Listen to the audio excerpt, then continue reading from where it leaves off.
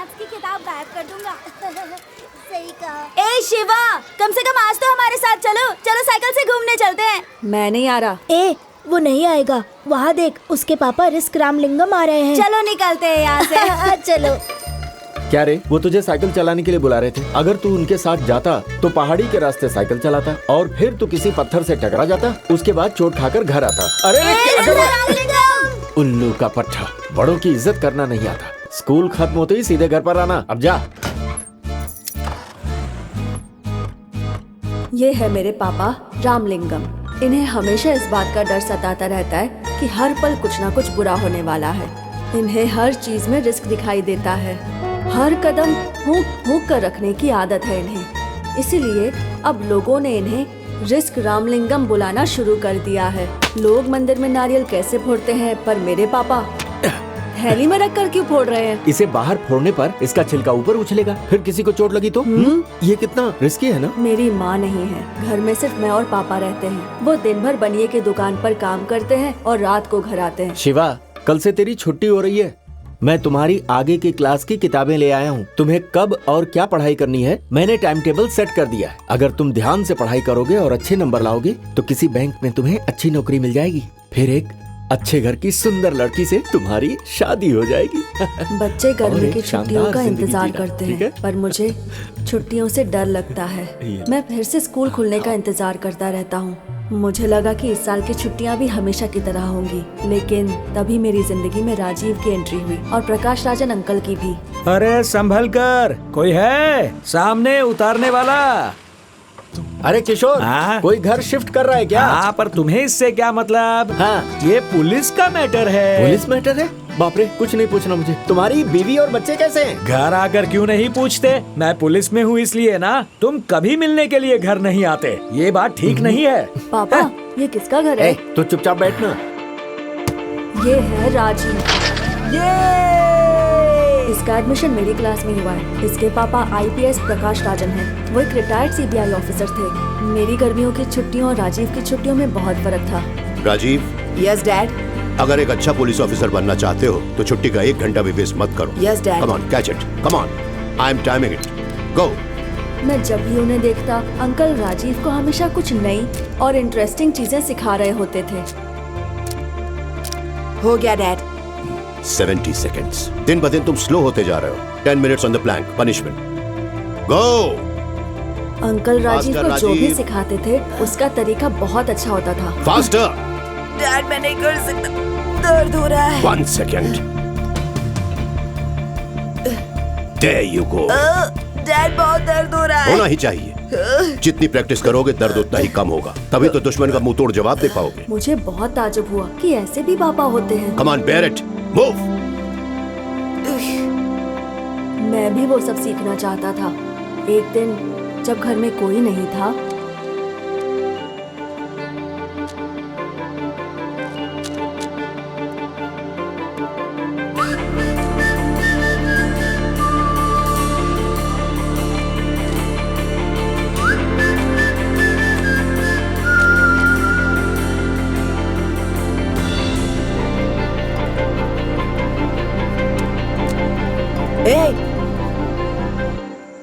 हमारे घर में चोरी करने की हिम्मत कैसे राजीव, हुई? वेट।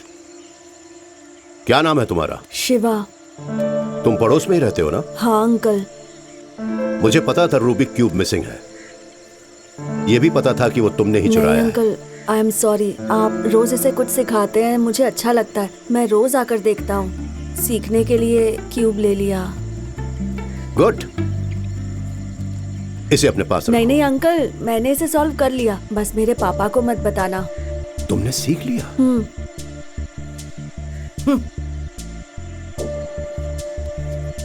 Rajiv, come here. पकड़ो। हियर। अब तुम दोनों इसे एक साथ अब सॉल्व करना शुरू करो और जो जीतेगा उसे चॉकलेट मिलेगा। आई am timing it now.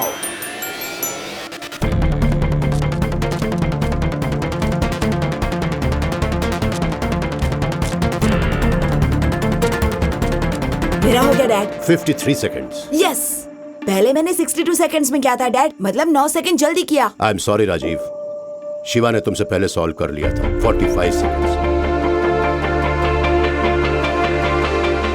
Good, chocolate is yours. Thank you uncle. क्या तुम अब भी और सीखना चाहोगे शिवा? हाँ अंकल।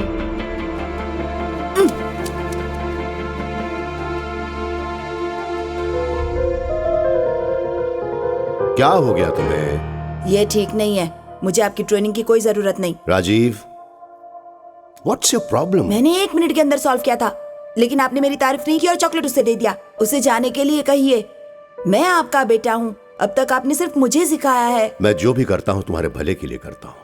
ये रूबिक क्यूब 62 सेकंड्स में तुमने कब सॉल्व किया था? पिछली छुट्टियों में। और आज तुमने वो 53 सेकंड्स में सॉल्व कर लिया। तुमने सोचा है ये तुमने इतनी जल्दी कैसे सॉल्व किया? कंपटीशन। इतने दिनों से तुम्हारी अकेले ही ट्रेनिंग चल रही थी, लेकिन जब तुम्हें कंपटीशन का सामना करना पड़ा, पता है ना तुम्हें, तुम में और बेहतर करने की इच्छा जागृत हुई। लेकिन डैड, लिसन टू मी, जब मैं सर्विस में था उन्होंने मुझे मारने की 13 बार कोशिश की। I got a bullet here. वो कामयाब हो गए थे। आज भी मुझे मारने की धमकियां आती रहती हैं, इसलिए मैं हमेशा अलर्ट रहता हूं, क्योंकि जो लोग मुझे मारना चाहते हैं हो सकता है कि वो हमसे ज्यादा होशियार हो, हमसे ज्यादा ताकतवर हो। एक दिन जब तुम पुलिस फोर्स ज्वाइन करोगे और अगर तुम्हारा दुश्मन शिवा जैसा रहा, क्या तुम उसके पास रोते हुए जाओगे या मुकाबला करोगे और जीतोगे? मैं उसका मुकाबला करूंगा। That's my boy. Hey Rajiv, यहाँ आओ, ये लो, तुम भी याद आ लो। Rajiv, give it back, give it back. अपना इनाम हमेशा जीत कर हासिल करो। हारने के बाद भी अगर तुम्हें इनाम मिला तो तुम्हारी जीतने की इच्छा खत्म हो जाएगी। ओके? मेरी बात ध्यान से सुनो। आज के बाद से तुम दोनों इकट्ठे ट्रेनिंग करोगे। कमांडो ट्रेनिंग में इसे बड़ी पेयरिंग कहते हैं। अकेले ट्रेनिंग करने से बेहतर रिजल्ट्स बड़ी ट्रेनिंग से आते हैं, लेकिन ज्यादा बड़ी चीज यह है कि कभी भी दूसरे के लिए गिव अप नहीं करना है। जब तुम कंपीट करोगे तब तुम एक दूसरे के दुश्मन हो, और ट्रेनिंग के बाद बेस्ट फ्रेंड्स, बडीज। या shake your hands. That's it. मेरे जैसा अच्छा पुलिस ऑफिसर बनना चाहते हो तो तुम्हें सख्त ट्रेनिंग लेनी होगी। सबसे इंपॉर्टेंट बात है फोटोग्राफिक मेमोरी। जब तुम कोई जगह या वारदात देखो तो वो दिमाग में फोटोग्राफ की तरह रजिस्टर हो जानी चाहिए।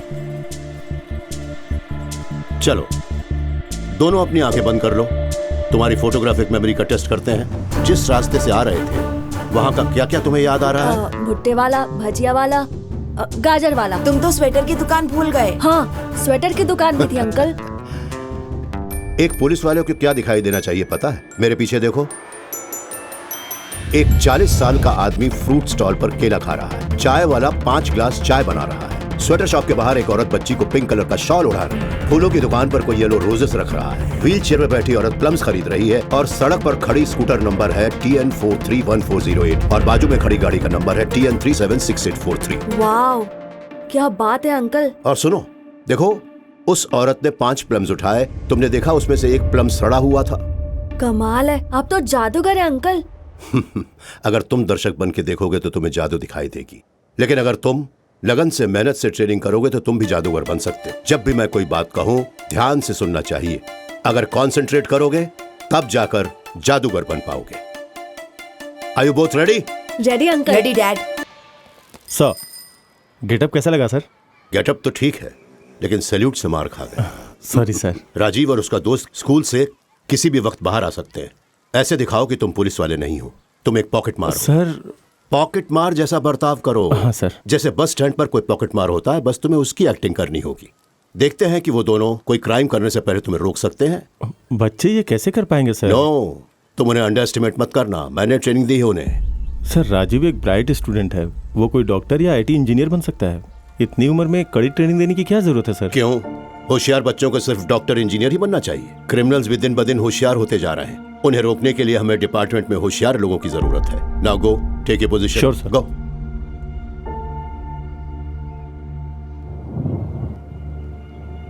थैंक्स। ए राजीव, वहाँ क्या कर रहा है? लगता है बारिश होने वाली है। चल। अभी तुम जाओ, कल मिलेंगे, ठीक है? तूने उस लड़की को क्या दिया? अपने से बड़ी लड़की को पटा रहा है। बेचारी, माँ बाप नहीं है उसके। मैं तो सिर्फ हेल्प कर रहा था। लगा रहा है बड़ी। हाय। अंकल आप यहाँ कैसे? हर चीज का कोई कारण होता है। आज मैं तुम दोनों की फोटोग्राफिक मेमोरी टेस्ट शुरू करने वाला हूँ। I'll give you 10 seconds. देखो, आसपास ध्यान से Okay, देखो Dad. और बाद में सवाल पूछूंगा। Okay? I am timing it. Go.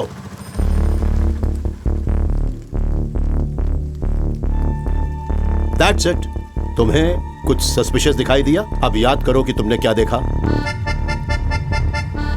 चप्पल वाले के हाथ में बड़ी सी सुई थी। एक आदमी बीड़ी पी रहा था। बूढ़ा आदमी छाता लेकर खड़ा था। और याद आ गया डैड, ब्लैक जैकेट वाला। सभी लोग रोड की तरफ देखकर बस का इंतजार कर रहे थे, लेकिन वो आदमी उसके आगे खड़े लोगों की पॉकेट्स की तरफ देख रहा था। वो जरूर पॉकेट मार होगा डैड। वंडरफुल। आज तुम्हें चॉकलेट मिलेगी। क्या हुआ शिवा? हाँ अंकल, राजीव ने जो बताया वो मैंने भी देखा, लेकिन उस आदमी का जैकेट एक साइड से 2 इंच झुका हुआ था। मतलब उसकी जेब में शायद कोई भारी चीज हो सकती है, जैसे गन। मैंने गेट के पास पुलिस की बाइक खड़ी देखी थी, और उस आदमी का हेयर स्टाइल, उसकी मूछें, पुलिस, वो सिविल ड्रेस में पुलिस वाला। आपकी फ्रेंड है अंकल, वो भी इस गेम में शामिल है क्या? अनबिलीवेबल सर, कौन है ये लड़का? वो शिवा है, हमारे पड़ोस में ही रहता है, but he is very natural. मैंने मेरे बेटे को जो सालों से सिखाया था उसने 2 महीनों में सीख लिया। अगर वो पुलिस एकेडमी ज्वाइन करेगा तो मेरे बेटे से भी ऊपर का ओहदा पाएगा। He is very talented. Shiva, इतनी देर क्यों? पापा, प्रकाश अंकल फोटोग्राफिक मेमोरी सिखा रहे थे। Photographic memory? ऊटी में फोटो स्टूडियो खोलेगा क्या? तुम आजकल काफी समय उसके साथ बिताते हो। वो आदमी ठीक नहीं है। प्रकाश अंकल के लिए ऐसा मत बोलिए, वो बड़े पुलिस ऑफिसर थे, हमें ट्रेनिंग दे रहे हैं। खींच के एक दूंगा। पागल जैसी बात करता है, बड़ा पुलिस वाला है। पता है, जिस तरह वो दिव्यांग है, तुम्हें भी कुर्सी पकड़ के बैठना पड़ेगा। उसके घर के पास जाना भी मत। सुनो मेरी बात, आज के बाद उसका नाम भी मत लेना, नहीं तो मैं तुम्हारी पढ़ाई बंद करवा के दुकान पर काम पे लगा दूंगा।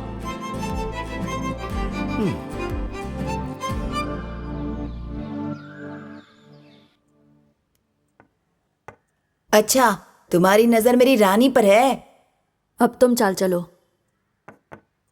देखो शिवा, कितनी भी कोशिश कर लो, मेरी रानी को छू नहीं पाओगे। चेक। कोई चाल नहीं बची तुम्हारे पास। चेकमेट। राजीव, डैड बुला रहे हैं, मैं अभी आता हूं।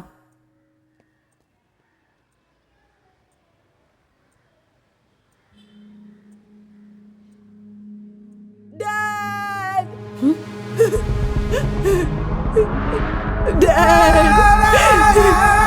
शिवा देखो ना, किसी ने डैड को चाकू मारा और भाग गया। उठिए ना डैड। डैड, डैड, शिवा कुछ करो ना।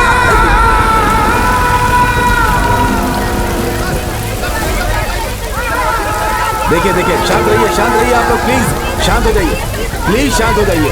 मैं बताता हूँ, शांत हो जाइए, प्लीज प्लीज बात को समझिए, प्लीज आप शांत हो जाइए। सर, आवाज बंद करो, चुपचाप बैठो, बैठो चुपचाप। बच्चे, तुम कौन हो? तुम उनके घर पर क्या कर रहे थे? सर, मैं पड़ोस में रहता हूँ। मैं और राजीव चेस खेल रहे थे। मैं हमेशा उनके यहाँ जाता हूँ। हमेशा जाते हो? किस लिए? प्रकाश अंकल हम दोनों को पुलिस की ट्रेनिंग देते थे। पुलिस की ट्रेनिंग? क्या बोल रहे हो? थोड़ा डिटेल में कहो। सर, आपने उन लोगों को भागने दिया। आपके पास कोई सबूत नहीं है और हमसे ऐसे पूछ रहे जैसे हम मुजरिम हैं। जबान खींच लूंगा तुम्हारी। मुझसे जबान चलाते हो, लॉकअप में डाल दूंगा। आप नहीं कर सकते सर। नाबालिग को पुलिस स्टेशन लाना भी कानून के खिलाफ है। बहुत जबान चलती तुम्हारी ना। अपने आप को क्या समझते हो? सर, इसे कुछ भी नहीं मालूम सर, इसे जाने दीजिए। ये मुझे कानून का पाठ पढ़ा रहा था, पुलिस ट्रेनिंग के बारे में बोल रहा था। क्या कहना चाहता? हम बेकार का काम कर रहे हैं यहाँ। सर, ये सच बोल रहा है सर। हमें वारदात की जगह ले चलिए सर, हम तहकीकात में आपकी मदद कर सकते हैं। बेशर्मी की भी कोई हद होती है सर। ये मैथ सीखने के लिए उनके घर जाता था, क्योंकि ये सब्जेक्ट मुझे नहीं आती है, इसीलिए ये मेरे मना करने के बावजूद वहां जाता था। साहब, मेरा रिकॉर्ड एकदम क्लीन है साहब। हम उनके पड़ोस में ही रहते, बाकी उनके बारे में हमें कुछ भी नहीं पता। गाड़ी जाते हुए देखी थी। तू अभी बिल्कुल चुप रहे साहब। मैं अपने बेटे को हमारे हाथ में नहीं देख सकता साहब, इसे छोड़ दीजिए साहब। किशोर भाई, तुम ही कुछ समझाओ ना। सर, ये कभी किसी लफड़े में नहीं पड़ता, हमेशा अपने काम से काम रखता है। ये कोई मामूली मर्डर केस नहीं है, highly sensitive police murder case है। डिपार्टमेंट की इज्जत दांव पे लगी है। हमें ऊपर से ऑर्डर्स हैं कि जल्द से जल्द खूनी को अरेस्ट करें। जिस कार में भागे थे वो कार रास्ते में एक बिजली के खंभे से टकराई, फिर वो उसे छोड़कर भाग गए। सिर्फ इन दोनों ने ही उन्हें देखा है। मैंने इलाके के सारे गुंडों को राउंड अप किया है, इन्हें उनकी शिनाख्त करनी है। राकेश जी सर। उनका एड्रेस और फोन नंबर मिला क्या? मिल गया सर। देखिए मेरी बात सुनिए, जब भी मुझे इसकी जरूरत पड़ेगी आपको लेकर आना होगा। जाइए। पापा पापा पर राजीव, पापा राजीव, चल यहाँ से, चल। राजीव को भी साथ अरे में सुनो, चलो। रुको ना, रुको तो। अरे तुमने जिंदगी में कभी कोई रिस्क नहीं उठाया, लेकिन अब इतने बड़े केस में फंस गए हो तुम। उस इंस्पेक्टर का दिमाग खराब है। इस केस की वजह से बहुत बड़ा लफड़ा होने वाला है। खूनी अभी भी आजाद बाहर घूम रहा है। भाई मेरी बात मानो, लड़का अभी भी नाबालिग है। उन्होंने FIR भी दर्ज नहीं की है। सोचने में वक्त बर्बाद मत करो, शहर अरे छोड़कर किशोर, चले इधर जाओ। आओ। हाँ आ रहा हूँ। चल गाड़ी में बैठ, जल्दी निकलना होगा पापा हमें। मेरी चल। बात सुनिए, सबूत इकट्ठा नहीं किया और 6 घंटे में मुझे इनको नहीं पकड़ा तो मुश्किल बढ़ जाएगी। मुझे बस 10 मिनट के लिए वहाँ जाने दीजिए। मैं पता कर लूंगा कि अंकल को किसने मारा। क्या बात कर रहा है तू? पागल हो गया है क्या? अगर तुझे भी मार दिया होता तो कितनी बार समझाया कि उनके घर मत जाया कर, फिर भी नहीं माना। देख शिवा, मैं सिर्फ तेरे लिए जिंदा हूँ। क्या तू भूल गया बेटा कि तेरी माँ के साथ क्या हुआ था? वो गई थी किसी का झगड़ा सुलझाने, लेकिन जिंदा वापस नहीं आई। झगड़ा तो सुलझ गया था, लेकिन हमारा परिवार रास्ते पर आ गया था।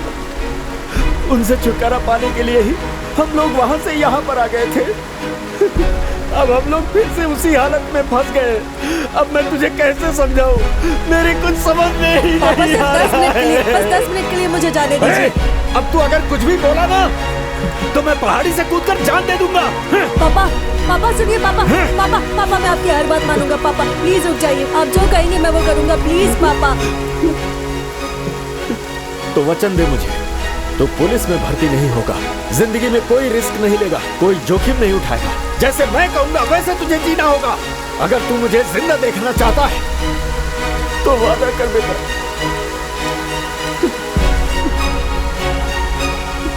वादा करता हूँ।